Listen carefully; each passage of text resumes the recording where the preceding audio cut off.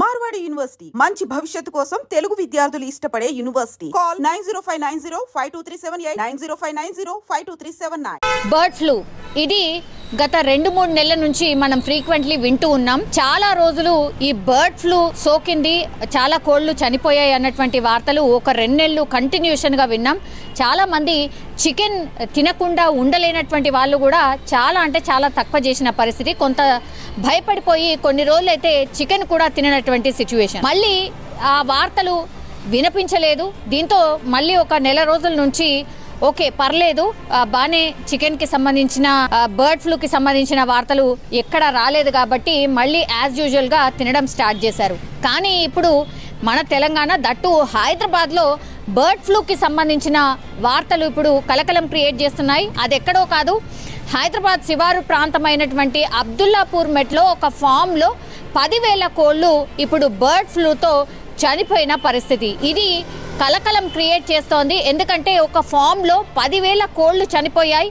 ఆ యజమాని పూర్తిగా ఈ ల్యాబ్కి పంపించిన తర్వాత అధికారులు చెక్ చేసి రిపోర్ట్ ఇచ్చింది ఏంటి అంటే ఎస్, బర్డ్ ఫ్లూ ద్వారానే ఇప్పుడు కోళ్లు చనిపోయాయి అని. కొన్ని అంటే మొన్నటి వరకు కూడా ఇది బర్డ్ ఫ్లూ కాదు, కుక్కర వ్యాధి అని ఇట్లా గతంలో కూడా మనము కొన్ని వార్తలు చూసాం. అంటే కుక్కర వ్యాధి ద్వారా కూడా ఒకవేళ ట్రీట్మెంట్ సరిగ్గా ఇవ్వకపోతే కోళ్లు చనిపోతాయట. సో ఆ వార్తలు కూడా మొన్నటి వరకు వచ్చాయి. కానీ ఇప్పుడు తెలంగాణలో దట్టు అబ్దుల్లాపూర్ మెట్లో 10,000 కోళ్లు చనిపోయాయి ఒక ఫామ్ హౌస్లో. పూర్తిగా ఆ బర్డ్ ఫ్లూ ద్వారానే చనిపోయాయి అనేటువంటి వార్త ఇప్పుడు కలకలం క్రియేట్ చేస్తోంది. మళ్ళీ ఇంకోసారి బర్డ్ ఫ్లూ పెద్ద ఎత్తున వ్యాప్తి చెందుతోంది అని అధికారులు కూడా అప్రమత్తమైనటువంటి పరిస్థితి. దయచేసి ఈ గుడ్లు కావచ్చు, లేదంటే ఈ చికెన్ కావచ్చు, కొంతవరకైతే తక్కువ చెయ్యండి, ఆర్ పూర్తిగా బాగా బాయిల్ చేసిన తర్వాతే తినండి అనేటువంటిది అధికారులు మరోసారి హెచ్చరికలు జారీ చేసిన పరిస్థితి అయితే కనిపిస్తోంది. ఇది గత 4 రోజుల క్రితం అయితే కోళ్ల రక్త నమూనాలను సేకరించి బర్డ్ ఫ్లూ అని నిర్ధారించారు అధికారులు. కోట్లలో ఆస్తి నష్టం జరిగింది. పూర్తిగా పౌల్ట్రీ ఫామ్ యజమానులు లాస్ అయిపోయిన పరిస్థితి ఉంది అని యజమానులు పాపం మొత్తుకుంటున్న సిచ్యువేషన్. ఎందుకంటే కోళ్లకు ఈ బర్డ్ ఫ్లూ వ్యాధి ఎప్పుడైతే సోకుతుందో 10,000 ఆ ఫామ్లో ఎన్ని కోళ్ళు ఉంటే అన్ని కోళ్ళు ఒకటేసారి చనిపోవడం జరుగుతుంది. సో పూర్తిగా ఆ కోళ్ల ఫామ్, పూర్తిగా కోళ్లతో నిండినటువంటి కోళ్ల ఫామ్ పూర్తిగా అసలు ఒక్క కోడి కూడా లేకుండా పూర్తిగా అన్ని మృత్యువాత పడ్డాయి.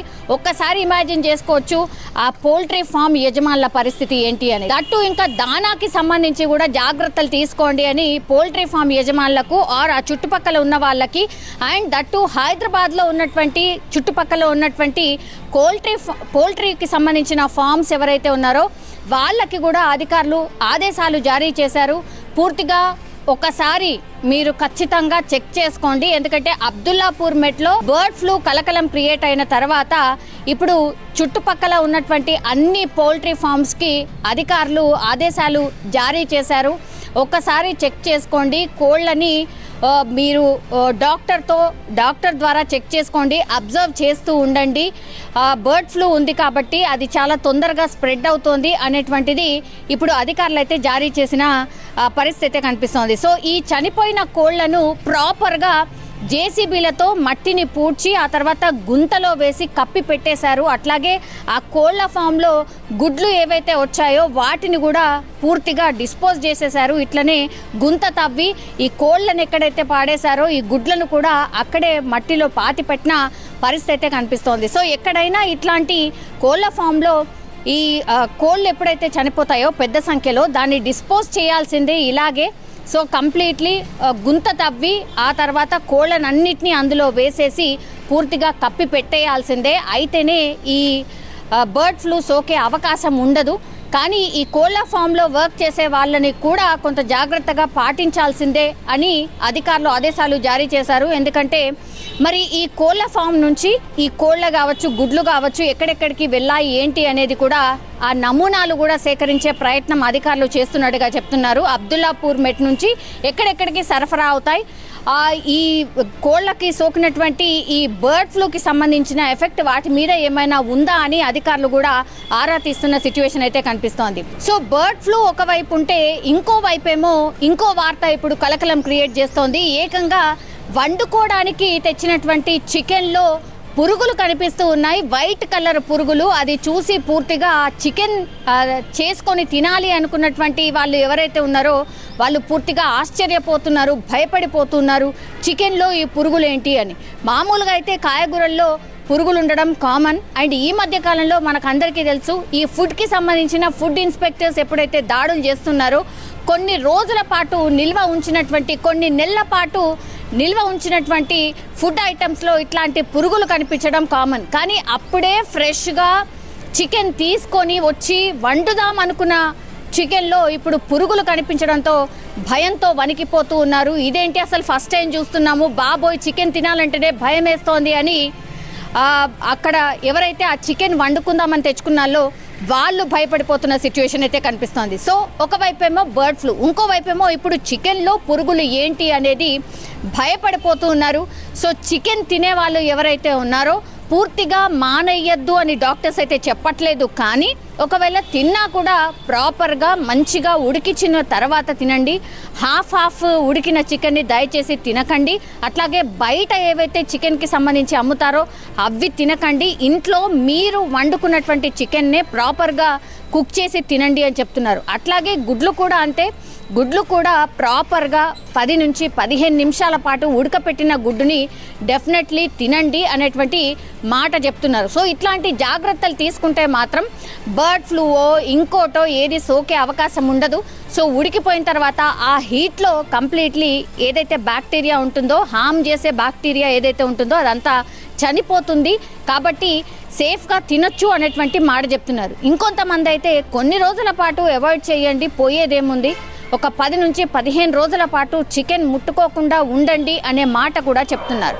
సో ఇది ఇప్పుడు బర్డ్ ఫ్లూ. ఇంకోవైపేమో చికెన్లో ఏకంగా పురుగులు కనిపించడంతో ఇప్పుడు కలకలం అయితే లాస్ అయిపోయిన పరిస్థితి ఉంది అని యజమానులు పాపం మొత్తుకుంటున్న సిచ్యువేషన్. ఎందుకంటే కోళ్లకు ఈ బర్డ్ ఫ్లూ వ్యాధి ఎప్పుడైతే సోకుతుందో 10,000 ఆ ఫామ్లో ఎన్ని కోళ్ళు ఉంటే అన్ని కోళ్ళు ఒకటేసారి చనిపోవడం జరుగుతుంది. సో పూర్తిగా ఆ కోళ్ళ ఫామ్, పూర్తిగా కోళ్లతో నిండినటువంటి కోళ్ల ఫామ్ పూర్తిగా అసలు ఒక్క కోడి కూడా లేకుండా పూర్తిగా అన్ని మృత్యువాత పడ్డాయి.